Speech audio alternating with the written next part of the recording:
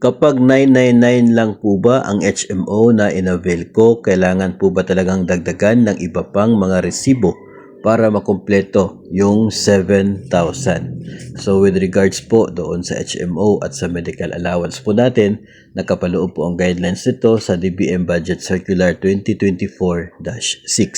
So pwede po ninyong i-check yan para mabasa yung kabuuang guidelines sa medical allowance. DBM Budget Circular 2024-6.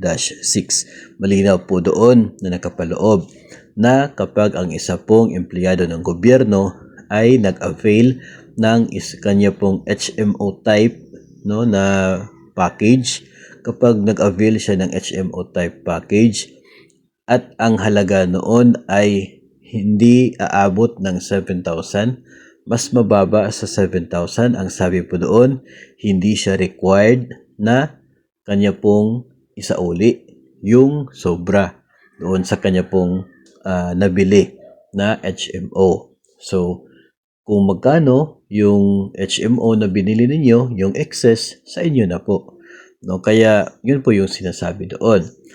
At ang para po malinaw kung bakit ganyan, ay hindi na nga po nire-require na resibo talaga yung gawin po or isubmit ninyo as proof na meron kayong HMO na binili coming from your medical allowance.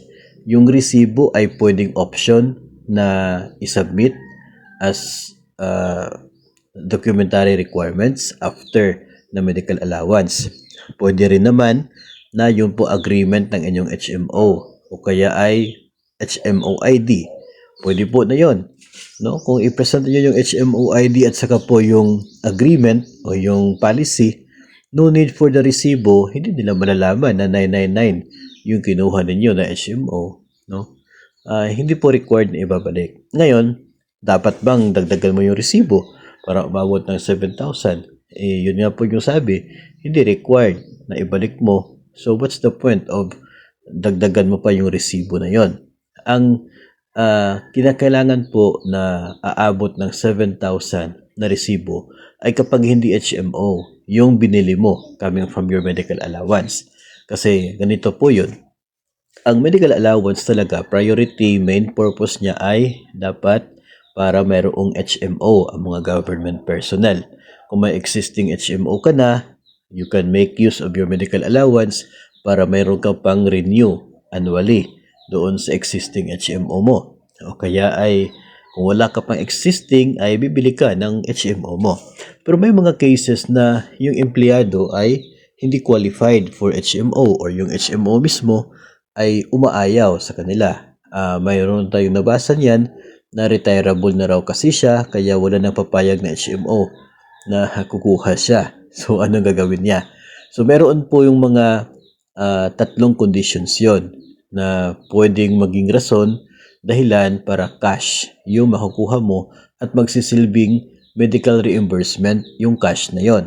Una po dyan ay dapat nakatira ka sa isa pong tinatawag din ng geographically isolated and disadvantaged na lugar. So, bukid, nasa bukid yung lugar ninyo, walang sobrang layo. It's not practical na bababa ka para maghahanap ng HMO. So, pwede yung maging basis. Pangalawa, kung walang existing HMO office dyan sa lugar ninyo, so hindi ka na kailangang pupunta pa sa kabilang bayan para maghanap ng HMO na makukuha mo. Kasi enough na, sufficient na yung walang existing HMO sa lugar. O kaya ay minsan ka nag-apply pero hindi pumayag si HMO. Kasi yun nga, baka retirable ka na, feeling nila, lugi sila kung kukuha ka ng HMO sa kanila.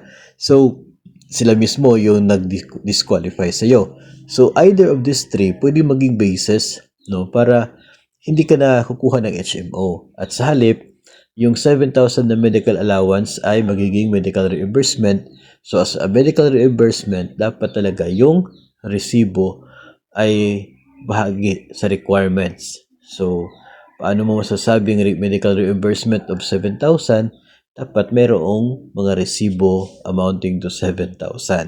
So, yun po. hindi HMO yung kinuha, kaya dapat umabot ng 7,000. Sa HMO ay para siyang insurance, no? There is, yung minsan nga sabi nila, walang silbi yung HMO nila kasi hindi naman nila nagamit for the 1 year, no? At some point ay mabuti nga po yung ganon, di ba?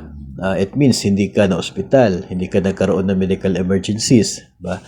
Ah, para kasing insurance yung dating niya, kaya siguro naisip nila na mayroong chance na hindi mo mapapakinabangan yung 7,000 mo kung required talaga na 7,000 yung pambili sa HMO. Maliban kung group procurement kasi 7,000 talaga yung kukunin nila dyan. Pero kung individual procurement ay may chance kasi na hindi mo magagamit, no?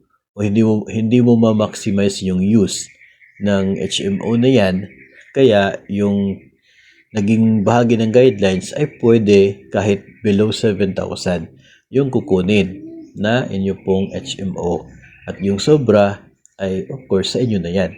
Kasi alam naman po natin na yung sobra na yan, hindi man yan lahat binili for HMO, ay mapupunta rin naman yan sa pambili ng gamot, pambili ng maintenance, o kung ano-ano po pangangailangan na nakakatulong din naman po sa medical aspect ng bawat isa. No? So, pero hindi mo na kinakailangan na mag-submit pa ng mga resibo para dyan to complete with the 7,000 kasi meron ka namang HMO na kinuha. And ayon po sa guidelines, kahit ID sa HMO, pwede na yon as a proof. And kung ano man pong excess doon sa 7,000 after mo bumili ng HMO, ay hindi ka required na ibalik yon and sa inyo na po no, yung sobra nun. So, yun po yung atin pong tingin. Sagot po natin pagdating po dito sa issue no, ng medical allowance. Yung dati kasi, ginawang option talaga yung group procurement.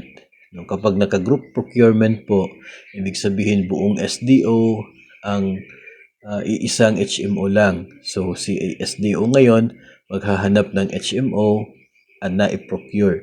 So, in that case, mas mabuti mo maximize yung 7,000. Wala ka makukuha ng 7,000 kasi ibabayad doon sa HMO na yon. And dapat na yung HMO na yon ay complete po. No? Yung 5 yata yun na mga guidelines tulad po ng mga emergency, yung mga outpatient, yung mga ganun po. No? Na meron pong annual medical, may dental, parang ganun. Dapat kumpleto, dapat yung mga factors na yon, areas na yon na consideration kung group procurement. Pero madalas po sa atin, dito tayo sa individual procurement kasi mas matagal ang proseso kung doon po sa group. And layunin po ng DepEd na mas mapabilis yung release sa medical allowance, kaya ginawang individual procurement na lang yung atin pong medical allowance.